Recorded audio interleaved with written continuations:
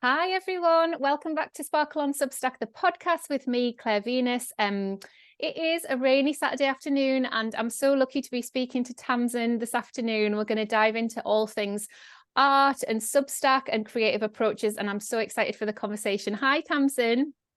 Hi, thank you so much for having me. Oh, you're so welcome. Would you like to start by telling everyone a little bit about who you are in the world, where you are in the world, what your practice is, how you came to Substack? Which should I go with first? That's a lot. Yeah, it's a lot, right? You just Yeah, tell us who you are in the world. Let's go with that one, and then we'll dive into the other stuff. sure. So I'm Tamzin. I'm Irish. I'm coming to you from Austria. It's actually a really sunny day here right now. Oh, So I'm sorry for gorgeous. you with your rain. And I'm an intuitive artist, I call it, a writer and a mentor. And the main work that I do is something I call soul signs or soul portraits. And that's where I work particularly with women one-on-one to kind of show them their light and magic and presence and energy. It's basically a portrait of someone's energy. And I still haven't figured out how to sum it up because it's such kind of there's so many different aspects to that project and there's so much to dig into, and all of the advice to every entrepreneur, creative, everyone is like, get your bio down to one sentence, know how to describe what you do in one sentence, and I still can't do that. So It's so hard, isn't it? The elevator pitch. And it's like, well, which bit of what I do you want, And can we have a conversation about it? It's so hard to do. And I get why we need to be clearer. But yeah, I agree. It's a hard thing to do. I mean, that work sounds absolutely beautiful. Yeah, wow. it's very, I mean, I haven't come across anyone else in the world doing it. So it's quite unique, I think. And it's really, that's why it's so hard to describe, because it's like, you, Claire, when you walk into a room, the energy in that room shifts, right? And you are bringing in light and a certain feeling, a certain vibration. And we never see that when we look in the mirror. And I think especially women, we're so bad at seeing just how powerful and amazing we are. And to describe, like, well, basically I try to communicate that feeling in a visual portrait. And I also work with these women one-on-one for either a month to 3 months, it can depend. So that brings in kind of mentoring, coaching, peeling back the layers on their story. Because I think if we're going to show the world their light, we also have to look at the shadows. We also have to look at the darkness, because I think that the light is there because of the dark. It's like, you didn't everyone has a story, everyone has been through some really tough things, and yet look at how brightly they're shining, look at how magical they are. And I love it. So also that's how I came to Substack, was through telling these women's stories, writing up a little kind of bio of them to go alongside the portrait. And I needed somewhere to publish that, and that's how I started on Substack, actually.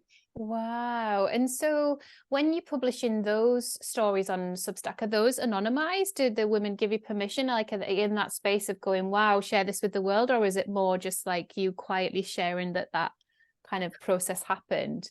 Oh God, no, I have to have their permission. Yeah, Yeah, no, I have quite a few portraits that of course aren't published, that they don't want it online, which is totally fine, because it's a journey, and it's something that if somebody wants to work with me on it, then I'm thrilled. If they also want it shared online, then great as well, but that's not a prerequisite by any means. So Yeah. it's Wow. more, I found that it's more women who really feel like, they've been through something and yet they're still really strong and battling on. And I think they want to share those stories as inspiration, as hope, as, I mean, one recently was a woman who grew up kind of not knowing where she's really from, or knowing where she's from, but always being told, well, you can't be this because you're that. And, all of those very tricky things that come with identity. And she felt, I mean, it was amazing when I finally published it. She was calling me, just like tears running down her face, going, I looked for this story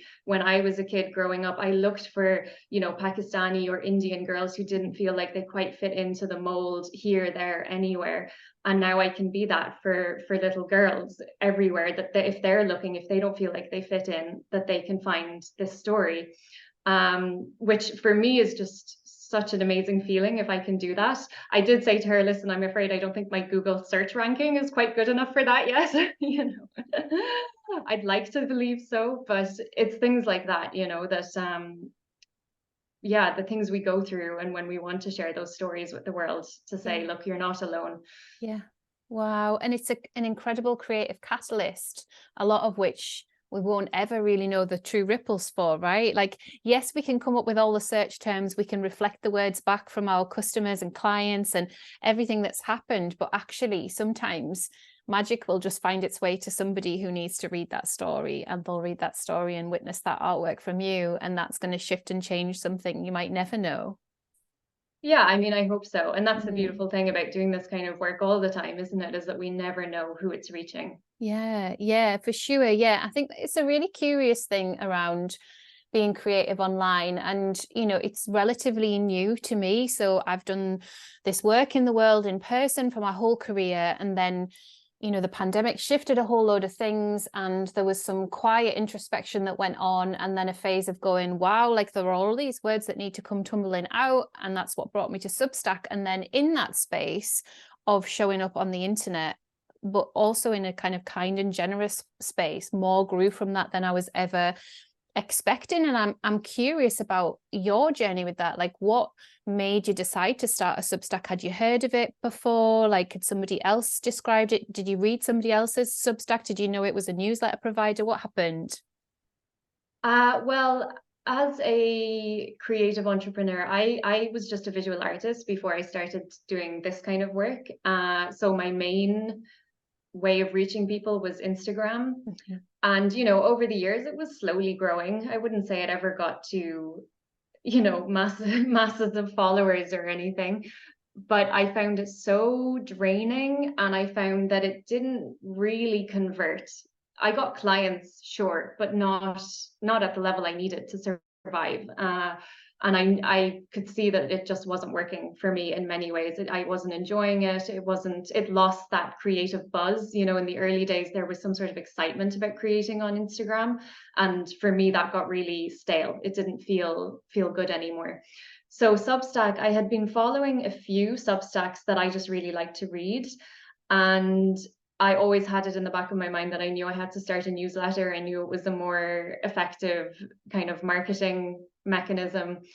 Uh, so I think I actually started MailChimp only, say, last summer, right when I was starting this project of working with women and changing what I was doing. And I think I used MailChimp for about 2 weeks before I switched everything to Substack and said, okay, I'll leave MailChimp there, but everything's going to go through Substack from now on, because I knew it was never going to be typical marketing emails of kind of sending out like, oh, here's a discount code, or, oh, this, I've got a sale going on. It wasn't going to be that. It was going to be much more in-depth, thoughtful articles.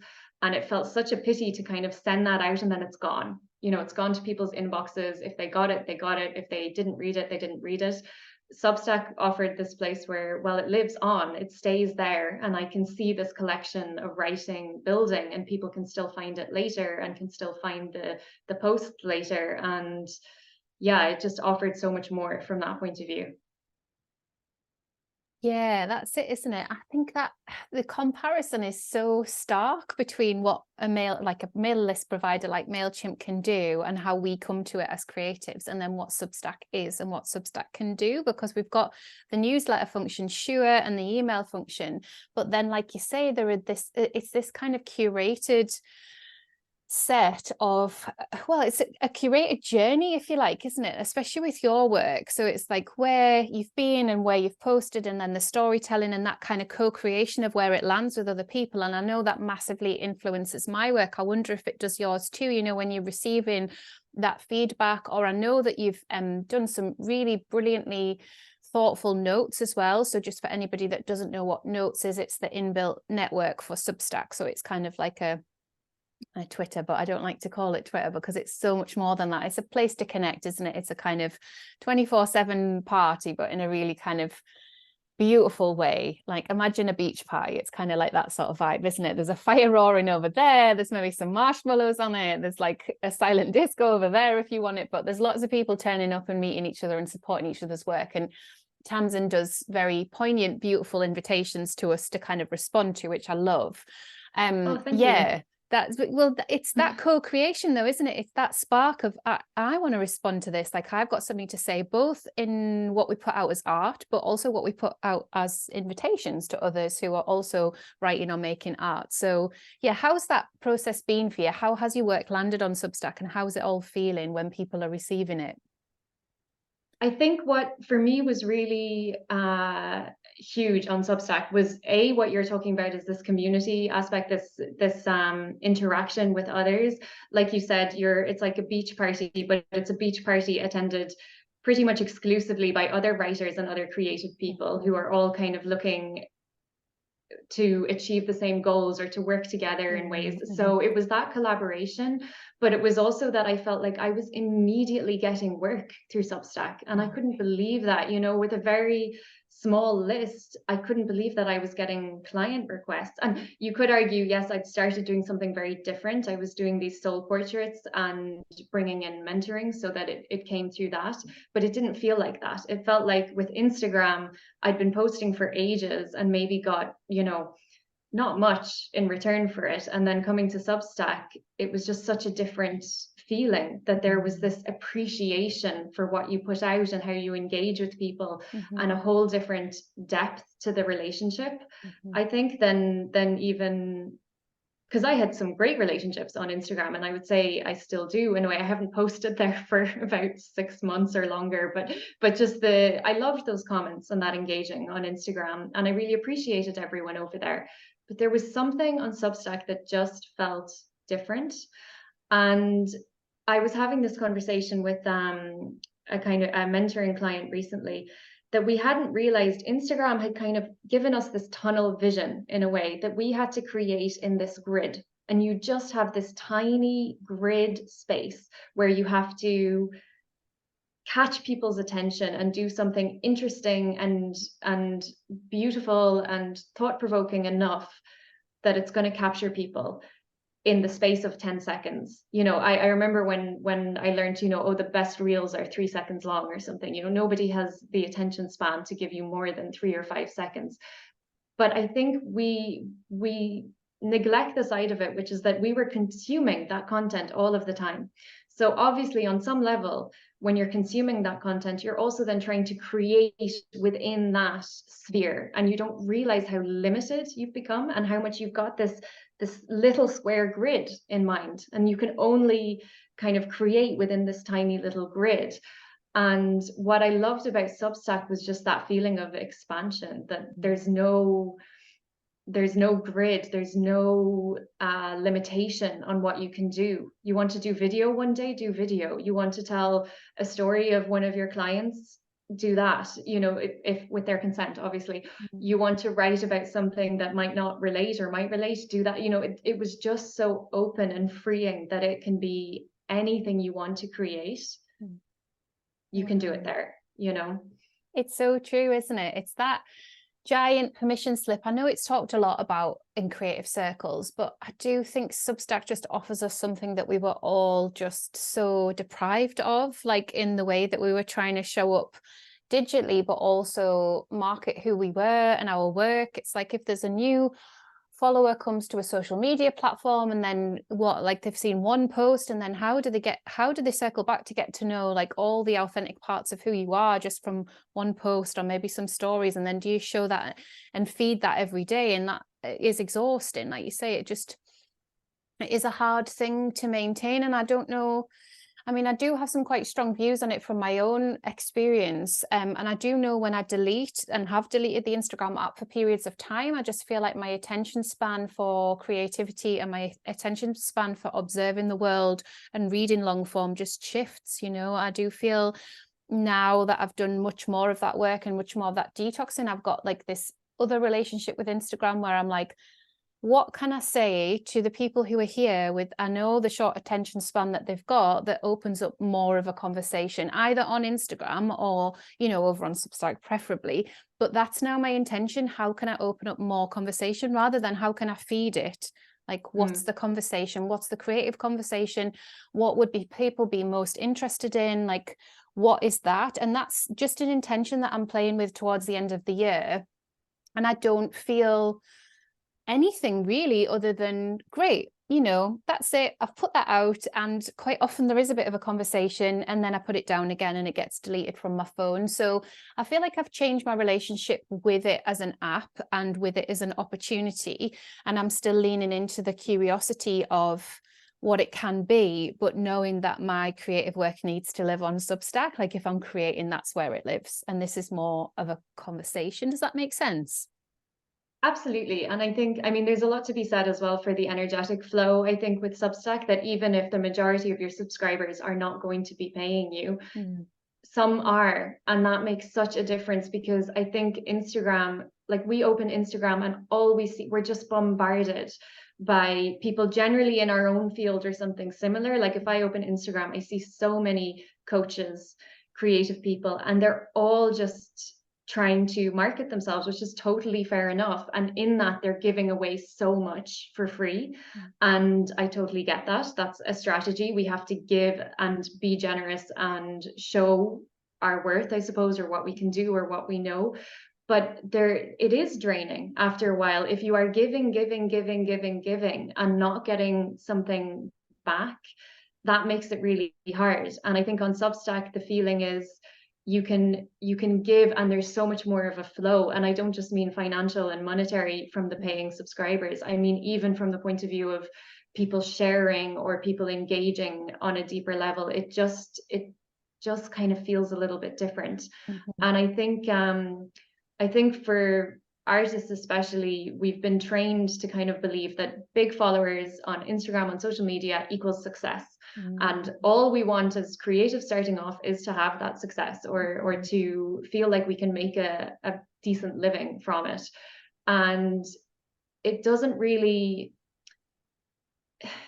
help that, because you just feel, as we were saying, you know, you feel drained. You give and you give and you give, and you post so much. And even if you get to the thousands and thousands of followers, it doesn't necessarily mean that those people are buying from you, that those people are, you know, engaged with your work to the level that maybe you would wish them to be.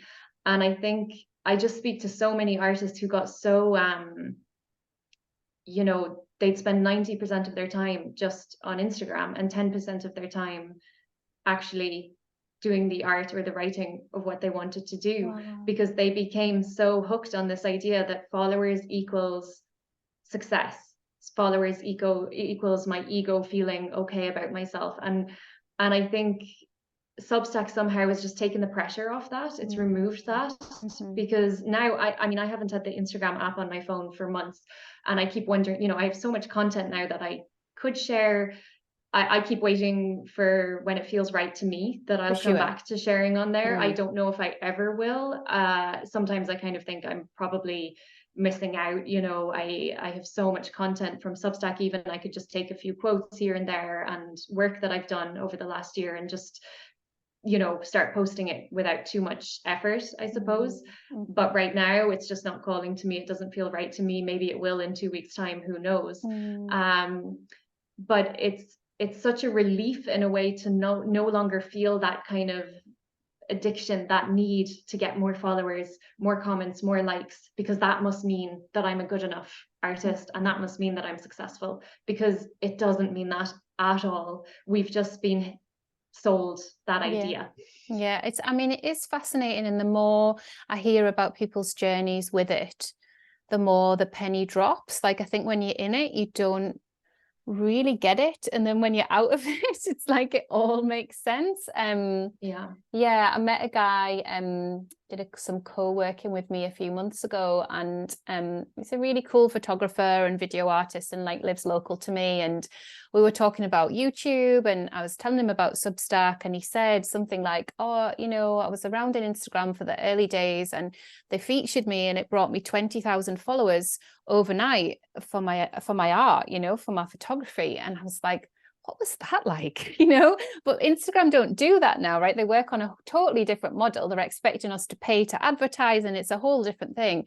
But it was a really cool conversation to understand from him what that felt like to have that level of influx of people looking at his artwork, you know. And that's what I was interested in, you know, that's what I wanted to know from him. It's like, you know, your gallery opening and all of a sudden like people are queuing around the corner to come and see your art, you know. Everybody is interested in that. So yeah, it's fascinating. And I have artist friends who do use it relatively well and have been on this sort of slow climb, you know, getting up towards the kind of 10,000 followers mark. And that's what we all wanted. You know, we wanted this swipe up function, you know, it's like, oh, when we get the swipe up.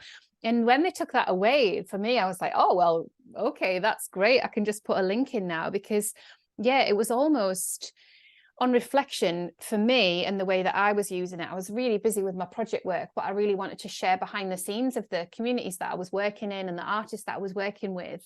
So I did that, but that's kind of all gone. And if I'd have written blogs about that, then it would still be on the internet now. So yeah, I'm really kind of questioning what I went through in learning to share my creative voice and learning to tell stories about the work that I do and was doing, and almost kind of going, maybe that was just part of the process, and maybe that enabled me to feel more wholeheartedly able to show up on Substack, which was primarily a platform built for writers, and take up space and kind of give myself permission to be a creative who also likes to write.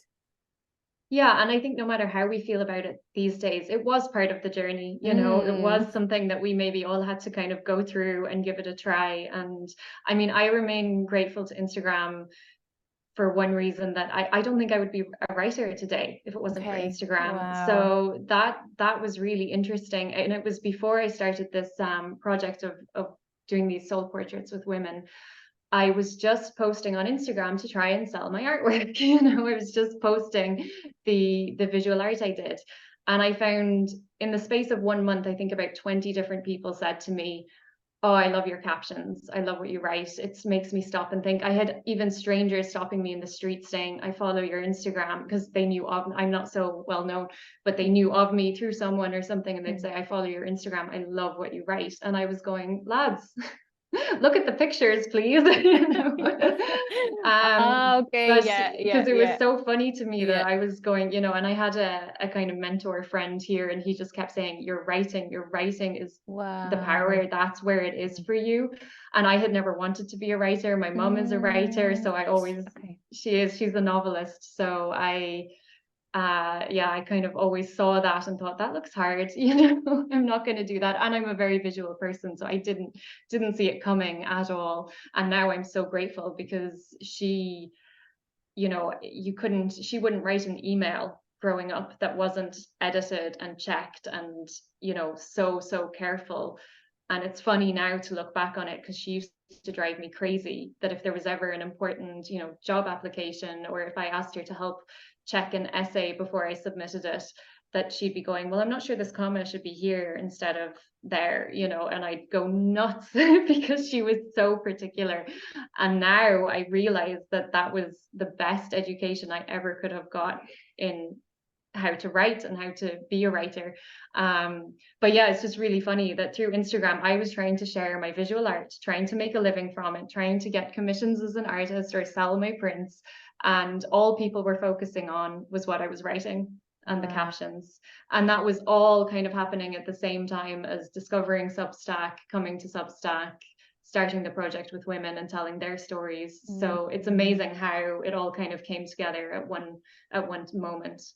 Yeah, and I'm really interested in that external view of like, this is what this is what they're saying. This is what I think stopped me in my tracks, but it was an experience online that stopped them in their tracks. There was a picture, an image, a visual that then invited them to read the words. Like, you don't see the words first on Instagram, right? You've got to press a button to like unfold those words with the image. So it's different people's reference points, isn't it, of what's made them stop. So as yeah, I'm definitely a visual person, so I think the visual would stop me, and then I would appreciate the words. And I think just all of that language of appreciation of your work, like your body of work, it's curious, isn't it? Because it's almost like this is what the universe needed you to hear, to then go, oh, okay, I can take up space as a writer. I hear what they're saying. I hear that's helping them connect, and then I'm going to take up more space with this as well. I love that story. It's incredible. Wow.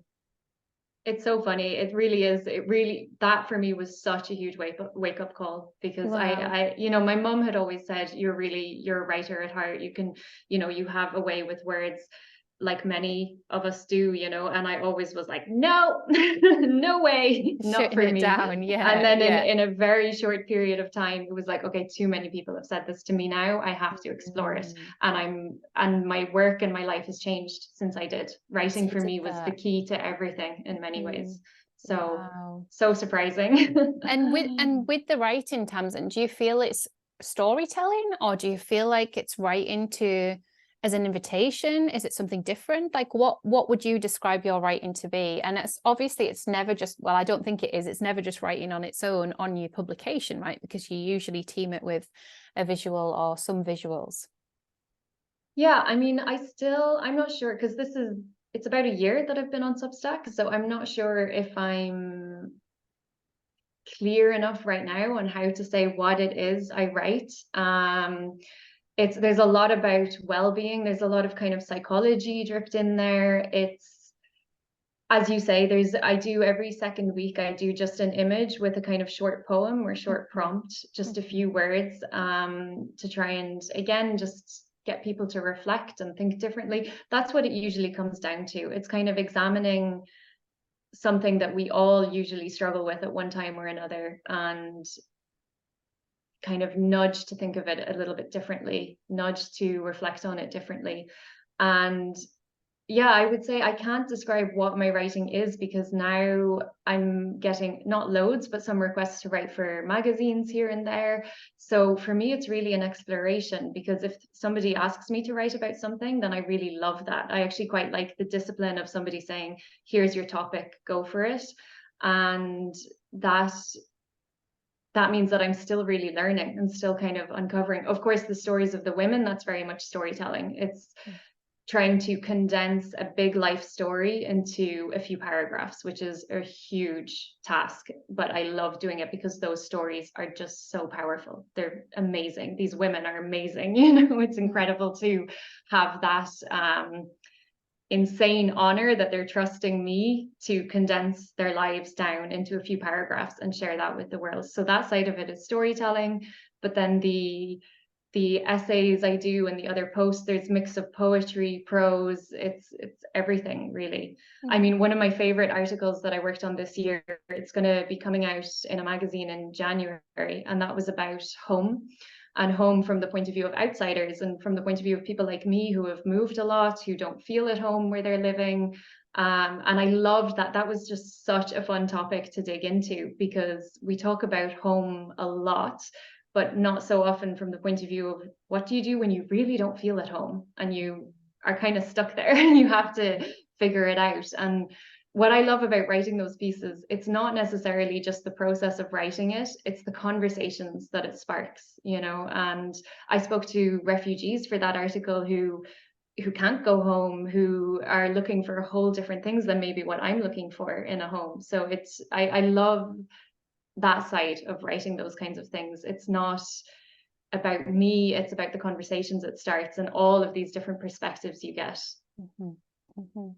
Yeah, and it's where that all settles, isn't it, in someone. Like every piece that I've come to write on Substack, I think has fundamentally changed me as a creative. Like I'm not just churning something out, like there's a process of going through an expansive transformation in making this post make sense in terms of what I want to say and how I want it to connect with folks, but also a kind of opportunity of growth around being a creative who also likes to write and taking up space in this kind of long form place around sometimes some like vulnerable topics as well, like vulnerable for me, vulnerable for them, and kind of just letting it all unfold and seeing where things land. And like you say, it's like it's only been a year, so who knows in 5 years or 10 years time how you'll describe your Substack, but right here and now you're kind of going with it, aren't you, and kind of being pulled in various different directions. That article sounds like it's going to be an incredible read. Yeah, I'm really looking forward to seeing it. Do you think we'll be able to get it in the UK? Do you know? And we might not be able to say too much, I don't know. It should be in shops in the UK. Oh, great. Yeah, okay, yeah. good. I'll so let we'll be you able know. to, we'll be able to link to that. That's good. Great. Fab. So I was going to ask if we could share your Substack a little bit. So if you're listening on audio, you can kind of jump over to the video and have a little look. I'm actually feeling like if you could share it, Tamzin, and I could give you the permission to Sure. screen share, I think that would be really beautiful if you could talk us through how things are landing. I know we chatted a bit at the start of the call where you were like, oh, I need to maybe like tidy this up and change this. And it's constant, isn't it? We're always feeling a little bit of that. And I think that is part of the honest process of creating on Substack, isn't it? But yeah, let me see. I'll put my glasses on. I'll see if I can just give you some permissions. Sure. I think I have the share screen button. Will I try it? Oh, great. Yeah, let's give it a go and see. Oh, no, it says disabled. Yeah, disabled on your Okay. end. So I will go to participants and see if I can do it.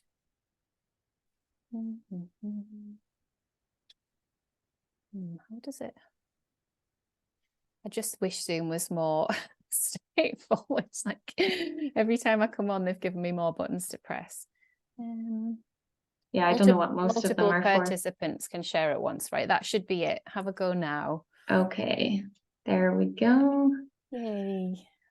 Right. Can you see that? I can, yeah. And I was asking you at the start, wasn't I, in terms of the name for your Substack, it's Resurface. And I said, have you always had that name, or did it start somewhere else? So yeah, I'll jump in with that question before you you start showing us around, because I just think it's fascinating to understand people's process. So yeah, it was at first it was uncovering, because it felt like, as I said, I started Substack when I started doing these portraits of women. And I found that the process with them was about peeling back the layers and uncovering the light within, and uncovering the stories that are shaping us, sometimes holding us back, sometimes defining us. So that's how it started, but I pretty quickly changed it to Resurface to be a bit more general, because I think pretty much all of my writing could be seen as, I mean, you just asked me this a minute ago and I didn't have a good answer, but maybe I think you this had is a the great answer. answer. I think your answer is great. I think this is Thank part you. this is part of it, isn't it? Like Yeah. if somebody writes a book, like we can describe what that book is once it goes to print, because it's a finished creative project, right? But with Substack, it's just ever evolving. So it's really hard to describe. Yeah. Yeah, absolutely. So Resurface comes from this idea that we're all sometimes a bit down in the depths, and how do we let go of the weights and the things that are keeping us stuck down there and float a little bit up to the surface. And also about sometimes we need to go down there, right? Sometimes we need to visit those things down there, and just being able to come back up to the surface of the water where there's warmth and sunshine and light. So I would say that all of my posts in a way have that theme in the back of my mind when I'm writing. It's this idea of kind of what can help you let something go a little, some of that shame, some whatever is kind of you're struggling with on that day, that maybe this can just help you float a little lighter. So what would you like me to talk about here? Well, so I love how you've said it's like it looks like a website within a Substack. So you've got this really beautiful set of tabs across the top, and the first one after home is work with me. So there's that real clear invitation to, hey, I do some work in the world. Do you want to come and see what it's about? I love that. And then you've got your soul portraits, which you've so beautifully and eloquently described. Then you've got a link to your website, and I'd love to know your decision making about those things. Like, do you also, how do you differentiate between what's here, what lives on your website? Is that still like an ever evolving process as well? Does that feel really clear now? Yeah, I was actually just chatting with my web designer the other day about this, because when I did the website, I had just moved to Austria. It was 2 years ago. I had been really unwell for a long time, and I was in that stage of, okay, I'll try and be an artist. So we set up the website mostly as a web shop, with cards, postcards, prints, all of which I very quickly realized this is not working for me. Because just being an artist, as I was saying, it's like, 10% of your time is actually spent being creative. The rest of your time is spent marketing and trying to sell. And for me, it was missing the human connection. Art is always a human connection, but it was missing something for me. I mean, when I studied after school, I actually studied international development, and all I wanted to do was do something humanitarian, and I had experiences working a little bit in Central Africa, the Middle East. So for me, the in-person connection was so important. Then my whole 20s, we won't go through that whole long story of the many things I did in my 20s, but my 20s was about realizing, yeah, but I really need to be creative as well. Otherwise, I feel totally suffocated. Mm. And I said at the time, well, one day I'll find a way of bringing both together. Don't know what that will look like. But that was my hope. I lived in Italy for 4 years, working in a gallery, also kind of creating. I was making jewelry out of wood and silver. I did a lot of things, became a massage therapist, did so many things. And yeah, so when I built the website, it was me coming back to, okay, I have to be creative. I have to try and be an artist. It seems to be what I'm best at. Let's do this. And I so quickly realized this is just not working for me.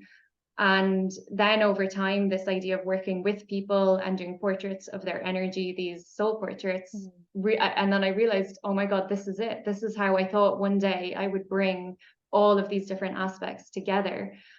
So my website, I feel like now it's quite out of date because it's mostly focused on, it still has the web shop essentially with my artwork and prints there. And I don't know when I will close that at some point. I think it's interesting because now, again, through doing this work, I'm actually getting more sales over there than I was before when it wasn't motivating me, Wow. But through doing something that is so much more aligned and speaking to my soul is also just bringing more people into my space, I suppose, and therefore they see the other work. And speaking of that artwork, because I started doing these portraits and I started writing, and I kind of thought, okay, just doing drawings, just doing artwork, I'm done. It's not what was working for me. It's not motivating. I'm ready to let that go. And it was Sarah Fay actually who said, she was looking at my Substack and she said, why don't you ever share your artwork? And I was like, oh, because past, I've moved on. But she was right, actually, because I have this huge catalog of illustrations and drawings. And that's how I started sharing these, which is, like I was saying, where every second week I just share an illustration or a photograph with a very short kind of poem or prompt to reflect on. And that's just so interesting because it's, of course, I had said to myself, I'm done with that. It didn't work. I kind of tried and failed. It didn't really work out. Ready to let that go. I'll just sell the last of my stock and done and just focus on this in-person work, which in many ways that is still my goal, is just to do the in-person stuff. But it's crazy how in our minds we're just like, okay, I just want to delete that and move on to the next thing, instead of realizing, well, actually I have all of this work and how can I recreate it? How can I do something new with it? And that's been really fun to just try these putting these poems to it, putting some prompts to it. And they've got such a good reception as well. So I owe Sarah all the credit for that because it wasn't my idea. I mean, yeah, and it's incredible. It's that personal resurface, isn't it, of the work? And we're so guilty of doing that in our creative project work. And yeah, I don't know what the answer is, or if there even is an answer. I think it's just about staying connected to the invitation and being curious in leaning into, like you talked about, the shadows, because sometimes there are just things that we can't see and we have to put stuff down for a little while and then try them in a new guise or try them in a new space. And I know when I first saw one of these, I was just like literally stopped in my tracks. So oh, wow. I can't remember what was going on in my day, but there was stuff going on in my day, and I was just like, wow, I need to sit down and see this, like, and witness this and read it, yes, but it was more like I need to witness this. Like, it was something so powerful and something that I felt really, really called to do. And I'm sure others have had very similar experiences to this particular set, this curated set of work. And I don't know if you've got in your mind like which order it's going to go in, or if it, if it's not as measured as that, if it's just like whatever kind of you feel that day. But I know that it's super, super powerful. So thank you for putting that out in the world. Thank you. That means so much to me and I really appreciate it. And the only reason I tell that story is really to remind especially creatives, because we try so many things and we have so many ideas and we give a bit of time to this and we feel very quickly if it's not working. And especially me, I'm really like, okay, on to the next thing. And especially because I'm like, the feeling now of fulfillment with what I'm doing now is so much more than what it was really when I was deep. just trying. Yeah, it's a very different feeling. But it it was still a revelation to me to go, this was not wasted time, and this is not wasted work. Just because it didn't sell loads or get me those massives of followers on Instagram, it's not a failure. It's part of my portfolio. It still exists. And don't just, you know, neglect it in a way and kind of let it go. I'm not saying we always have to work on everything, but just to everyone to remember that everything you've done has worth, had a, you know, had a reason to exist. And it might still, you know, I never expected to be posting these illustrations on Substack, you know, not at all. And as you say, they've had this really nice reception, which is amazing. And even for me to come back and look at my illustrations, of course, I have all the voices of like, oh, that's not good enough. Oh, I don't want to post this. I don't like this anymore. You know, but it was fun to give myself the challenge of create a poem that goes along with it, create a prompt that's going to make people feel better, give them something to think about. And that totally changed how I was going to look at it, because it's not just the critical brain kind of saying, oh, but you've moved on from this, you know, it's not good enough. Instead, it was like, okay, look at it. I took time to create these, so why not put them out there, you know? And sometimes, you know, you said something about the energy that meets you, you know, when you put something out, and, you know, you may be feeling quite early on, like, you know, whether that is going to, can't remember exactly how you phrased it, Tamzin, but, you know, where that lands, basically, we were talking about that. And maybe it was just not yet, you know, maybe it was part of the creative process of putting something out, and then later on being called to put it out in a completely new way. And maybe it was always meant to be this way, and that journey of the artwork is like, this is where it ends up, but it might not be the end. You know, these could be on a gallery wall, like there could be so much. I did a project with an artist friend in America, Sarah Schatz, and we did digital exchanges for a year through motherhood. So we captured. I remember that. You remember it? Yeah. Oh, that's so nice. So we captured, you know, digital captures, one photo or one video snippet or one thing that was kind of part of our day for a full year, just over a year. And neither of us wanted the project to end, but we'd said that we would do it for a year, right? So we were like, okay, we know we want to wrap it up, but we don't want to wrap it up. And how does it all fit in the world? And so much more has happened with that body of work. But even now, when I look at it, even though it's not that long since we finished, it's only February, I'm so emotional when I see it, because it's the new filter of kind of going, wow, like that whole container of that energy, that exchange of friendship. We've never met in real life yet, hopefully next year or the year after. But there's just something so incredible. And with Sarah's edits, she did a completely different set of edits to anything I would have ever imagined that I'd be able to do. And it just kind of, it just raised the vibration of what that was as a piece and experience. But I know that it's not finished, like it's not done. And I don't know if it ever will be. Like, I just feel there's so much more that I want to do with it. And I'm waiting for the call. And that's why I started telling this story, because it's interesting. It's like there, and I'm holding it, and I'm curious, and I know, but it's nothing's happening with it yet, but I know that there's something. So that can feel quite excited. It'll come. That feels really exciting to lean into that, and to lean into the creativity of that as a body of work. And even in the early photos, you know, I look at them and I go, oh, but like that, I could have done this with it, and I could have done that with it. But the whole process, you know, my whole sense of what I could take photos of changed through that process, through that practice. So it was really, really special. So I'm really appreciating it, and other people are. And I just wondered, do you feel like you have an end point with this? Like, are you going to post a certain number, or you're not there yet? Like, how's that all feeling? For these little visual things? Yeah.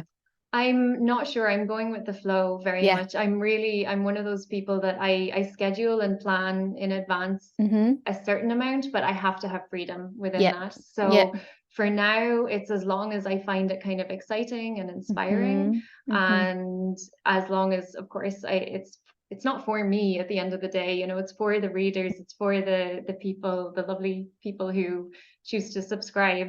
So it's always at the end of the day about how can I serve them, and how can it work?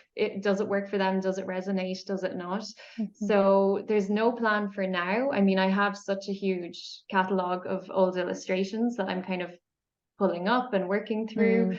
And it's interesting what you were saying as well, because if we look at, I don't know if you can see my mouse, but say here, that was the other difference. The other thing I realized, which was when I was drawing all of these, I didn't realize I was drawing energy. And then I had this idea of drawing people and their energy. And it was only, as you say, when you look back and realize I was always doing these kind of line work, and that was entirely just to soothe me. And everyone then would say, oh, this is really soothing to look at, which, you know, I didn't necessarily feel soothed when I was doing it, but it was just a process of draw line after line after line after line to really calm down, to create some flow. So again, it's that thing. And I didn't realize, now I can look back at all of my old drawings and see that it was completely leading to what I'm doing today with women. It was all energy. It was all my representation of flow or blocks in our kind of energetic field in the world. And yeah, so just like you say about that project, who knows how it will come back around, but it will come back around. That's it, isn't it? Yeah. And also the freedom of letting yourself lean into a practice and a process that you're called to do, right? So obviously as creatives, as artists, like we're called to show up in certain ways, and sometimes that is completely mysterious. So we don't know, you know, we just know that there's a calling and we can't do anything else. It's this that we're being called to do. So leaning into that and kind of, working with that energy, as you say, and then seeing what it transmutes and what happens and what kind of circles back. I love that it's bringing you work and clients. I just think that is so powerful. And I think for me, part of coming to Substack and doing the work that I've done on Substack has been that it is easy to create a space that is uncluttered, unmessy, clear. You know, I think, like you said about your website, it's really difficult to build a website. Like how, and you know, there's all of the kind of incredible teaching around the right copy and the right way to describe yourself, but sometimes it just feels like an Everest. It has done for me in the past, an Everest to climb, whereas with Substack, we're called to write a post, and then we're called to organize that post when it becomes multiple posts if we want to, but we don't have to, do we? We can keep it really simple. And I love that about Substack. I love the invitations that you've got set up here. I know that you mentioned you've got paid members as well. So how does that work in relation to your free stuff? Are you still kind of morphing through what that could be, or do you feel like you have that pretty set? It's changed a lot actually since the beginning. I am going to teach some workshops soon to my paid members, because I have these workshops. I've taught them in other spaces, so it seems silly not to do it. But I did have some kind of like, oh, do I want to do that? Will enough people show up? Is that, you know, that kind of feeling. So for now, these the visual short posts, which are every second week, those will always be free. Because it's short and sweet and just a chance to kind of engage and get in. Then usually for my older posts, I just lock them after. I find it hard still to put too many paywalls on things, because when you've put so much hard work into something, and I know even in person, I know loads of people who tell me that they really get a lot from reading it, which means so much to me. And yet they can't really afford to upgrade or to make that commitment, which I get, you know, it's totally fair. And at the same time, I also get that I need to sometimes be paid for this work. So for me, the difference with paid free, it's that I'm a very private person and I write in a very personal way, but I don't give much about me and my life away. Whereas behind the paywall, it is just, you do feel safer to be a bit more vulnerable, to be a bit more open. So it's that balance. It's also just locking things once they've gone out, but then locking them a week or so later, because, you know, why not? It's fair enough.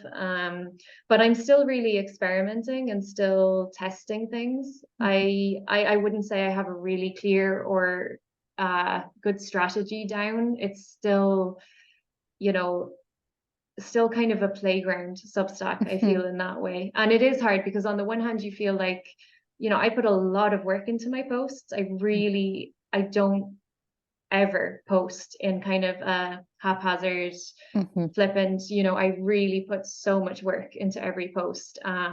This is what I learned growing up from my mum as a writer, you know, the real if you want to write, you have to edit and edit and edit and edit and do revisions and really cut out so many sentences that when you first wrote, go, wow, I'm really happy with that sentence. It's poetic, it's beautiful. And then later, like, is it superfluous? Is it actually communicating what I need to communicate? And so obviously I do put so much work and time in.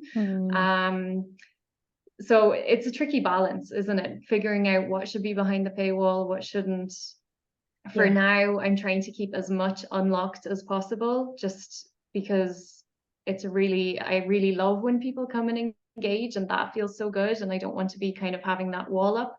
And at the same time, we have to protect ourselves, and we have to say, well, we're putting a lot of time and energy into this, so we do have, we should be paid for that too. So yeah. Yeah, and I love that in setting out our stall of even having a paywall, like it's a bold move. Like, I know we're used to it. We've been on Substack for a little while, but it's still a bold move to say I'm paywalling my work. Like, we're not used to that in the wider world. And in Substack we are, but we're still inviting people from off Substack to come onto Substack to experience what we want to write and post, and saying, and hey, there's a paywall, and behind there's a private members community, there's a tonal shift, there's workshops, whatever it is. And I think that the strategy is test and adjust. I think that is our strategy, isn't it? So yes, we can be really strategic, but it's a playground that keeps shifting and changing. And, to go back to that beach party analogy, like, new people keep coming with like new expectations on new experiences. And also, within that exchange with different voices and different people's experience, I've learned so much around where my writing lands. So I think I had an idea,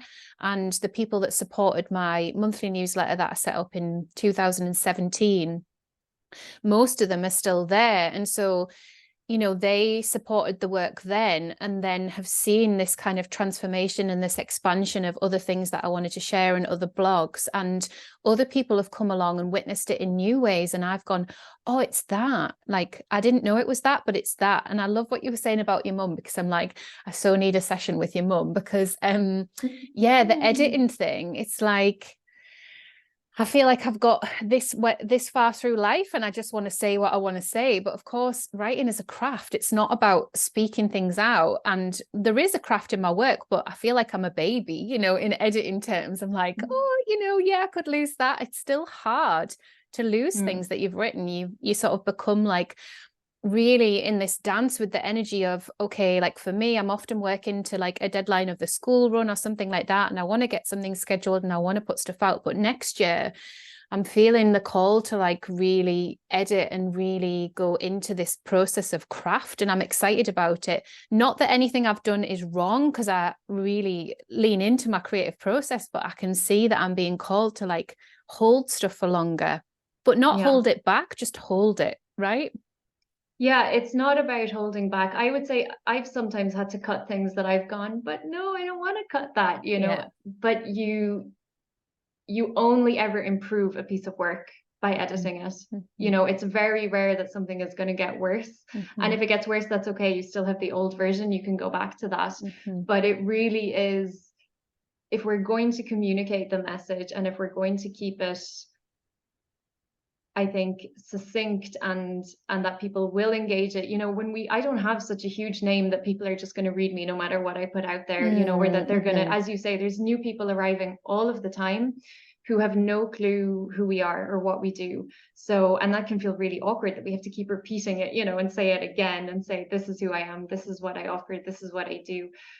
But I think that's one trap I see with people on Substack, is that they're just writing and writing and writing and writing and writing, and that's great, go for it. But I think publishing, especially if you don't have a huge following anyway, publishing 20 to 30 minute reads, people aren't going to engage with that.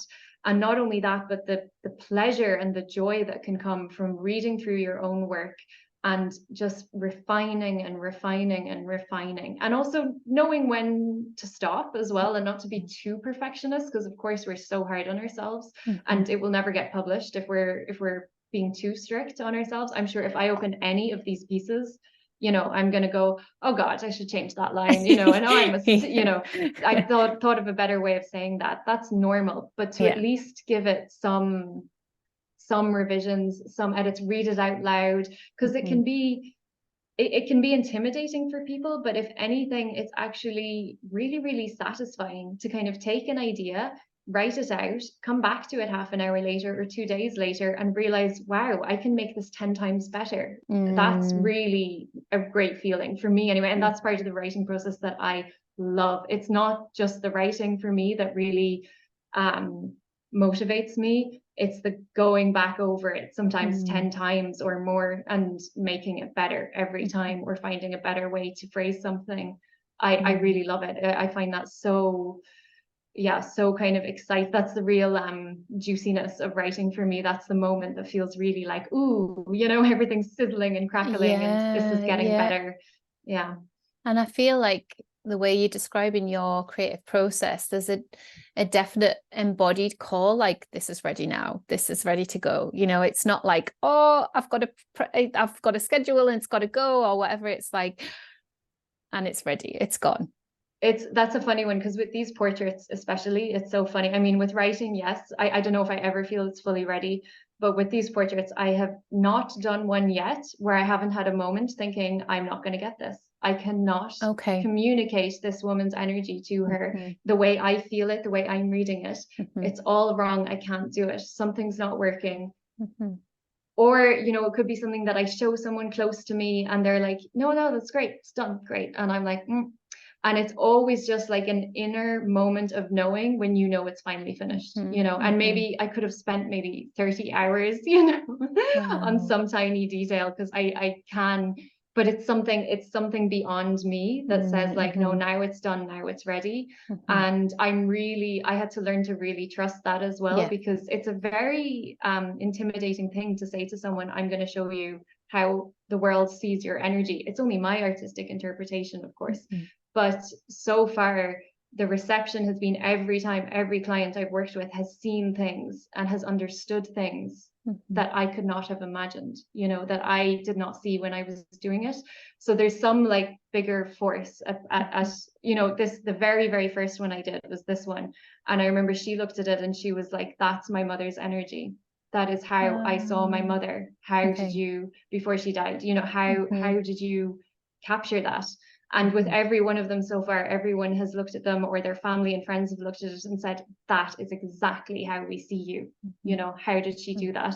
And then I really say to myself, okay, so then the however many hours, which was sometimes maybe far too many hours that I put into it, it was worth it, because it was all part of that process that only something outside of me tells me, okay, enough, done, put down your pen, And there's no bigger gift, is there? Like I can see that in your work. There's no bigger gift back to these women, back to you as an artist, knowing that you've completed the circuit on this piece of work with them, that exchange, and then bigger than that, the other people that see it and see them. I mean, it's absolutely incredible. You're doing incredible work.